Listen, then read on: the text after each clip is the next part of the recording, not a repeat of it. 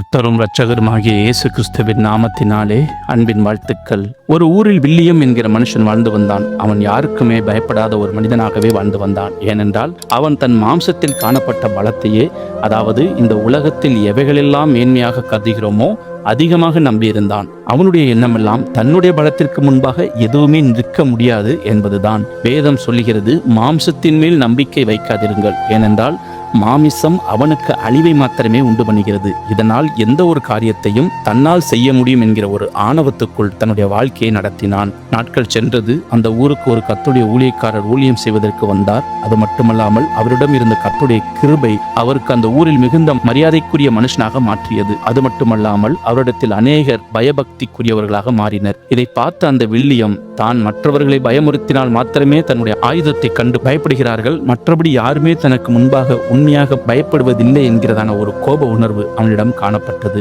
இது நிமித்தம் அந்த ஊழியக்காரரிடம் மோதும்படியாக கடந்து சென்றான். தேவையில்லாமல் அவரிடம் சென்று பிரச்சனைகள் உருவாக்கினான். ஆனால் அவர் ஒன்றுமே செய்யவே இல்லை. இதனால் இந்த வாலிபன் எரிச்சல் அடைந்து அவரை ஒரு சமயம் அடித்து விட்டான். அதற்கும் அவர் கோபப்படாமல் அமைதியாக சென்று விட்டார். இதை உன்னிப்பாக கவனித்துக் கொண்டிருந்த அந்த வாலிபன் அவர் என்ன செய்ய போகிறார் என்பதை பார்க்க அவரை பின்தொடர்ந்து சென்றார். அவனுக்கு அவருடைய செயல்கள் ஆச்சரியமாக இருந்தது. எப்படி என்றால், அந்த ஊழியக்காரர் தன்னை அடித்த அந்த வாலிபனுக்காக முழங்கால் படியிட்டு அவன் மனம் திரும்பும்படியாக ஜெபித்துக் கொண்டிருந்தார். இத்தகைய காரியம் அந்த வாலிபனுக்கு கோழைத்தனமாக இருந்தது. ஆகவே மேலும் மேலும் அவன் அவருக்கு தொடர்ந்து தொந்தரவு கொடுத்து கொண்டிருந்தான். ஆனால் அவருடைய ஜெப ஆயுதத்துக்கு முன்பாக இந்த வாலிபனுடைய மாமிசம் ஆயுதம் விழுந்து போனது என்றுதான் சொல்ல வேண்டும். ஏனென்றால் அவருடைய ஜெபம் இந்த வாலிபனை படுத்த படுக்கையாக்கிவிட்டது. இவனுக்கும் ஒன்றும் புரியவில்லை. நாட்கள் செல்ல செல்ல பயம் ஏற்பட்டது. ஆனால் அந்த ஊழியக்காரர் தேடி சென்று ஜெபிக்க ஆரம்பித்தார். அவருடைய ஜெபம் அந்த வாலிபனை மறுபடியும் பலத்தோடு எழுப்பினது. இதை பார்த்து அந்த வாலிபனுக்கு ஒரு காரியம் புரிந்தது. இந்த உலகத்தில் மனுஷனால் உருவாக்கப்பட்ட ஆயுதம் எல்லாம் வெட்டாத, அதாவது பற்கள் இல்லாத ஆயுதம் என்பதை புரிந்து கொண்டான். ஆகவே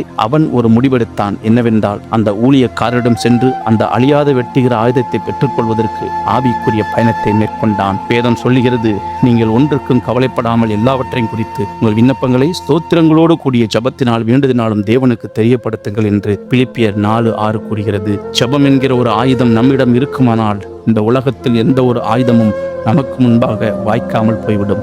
ஆகவே இயேசுவை பின்பற்றுகிறேன் என்று சொல்லுகிறவர்கள் கத்தியையும் கம்பையும் பழிவாங்குதல், எரிச்சல், பொறாமை, மேட்டிமை போன்ற ஆயுதத்தை எடுக்காமல் இயேசுவின் சிலுவையை மாத்திரம் எடுத்துக்கொண்டு பயணம் செய்யுங்கள். அப்பொழுது மாத்திரமே உங்களிடத்தில் அவர்கள் மெய்யான தெய்வமாகிய இயேசுவை பார்ப்பார்கள். கர்த்தராகிய இயேசு கிறிஸ்து தாமே உங்களை ஆசீர்வதிப்பாராக. கர்த்தர் நாமம் மகிமைப்படுவதாக. ஆமேன்.